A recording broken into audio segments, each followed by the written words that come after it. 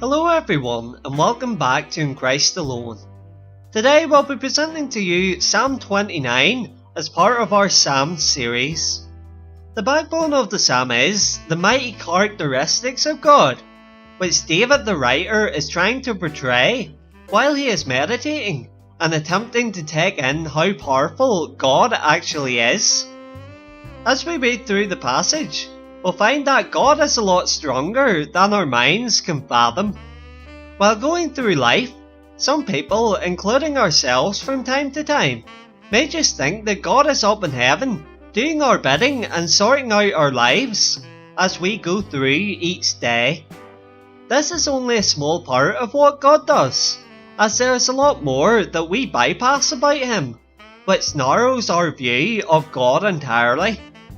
Hopefully this psalm can be used to open our hearts and minds to see the true majesty of God, that even though we can't see Him directly on earth, we can see parts of His traits through the things He has made.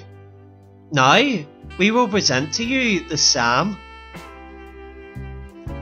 Psalm 29, a psalm of David.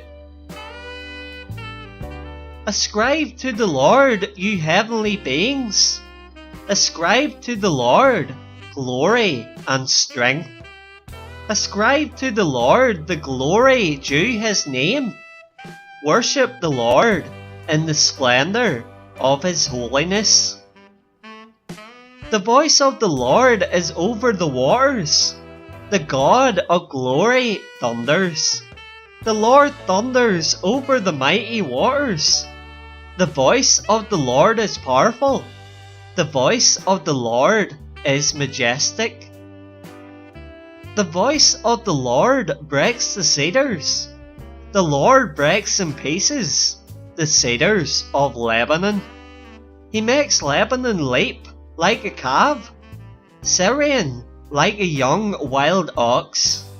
The voice of the Lord strikes with flashes of lightning. The voice of the Lord shakes the desert. The Lord shakes the desert of Kadesh. The voice of the Lord twists the oaks and strips the forests bare. And in His temple all cry glory. The Lord sits enthroned over the flood. The Lord is enthroned as King forever. The Lord gives strength to His people. The Lord blesses His people with peace. That was Psalm 29. As we just read, the Lord and even His voice is tremendously mighty, being described as powerful, majestic, and even enough to be depicted as to break cedars. It can also strike with flashes of lightning, shake great deserts, and strip forests bare. This is the enormous influence of which the Lord affects this world, in which we live in. It's awesome and wonderful when we get a chance to see the Lord in action within nature, through all the things He has created. And all we have to do is look out the window or walk out of our front door to see His activity. It's always easy to concentrate on our own plans, but it's good to take a step back and marvel at God's creation. You never know what you might see the next time you go for a walk, drive or cycle. But the one thing to remember is that God created it all. Thanks very much for watching, and we'll see you next time here at In Christ Alone.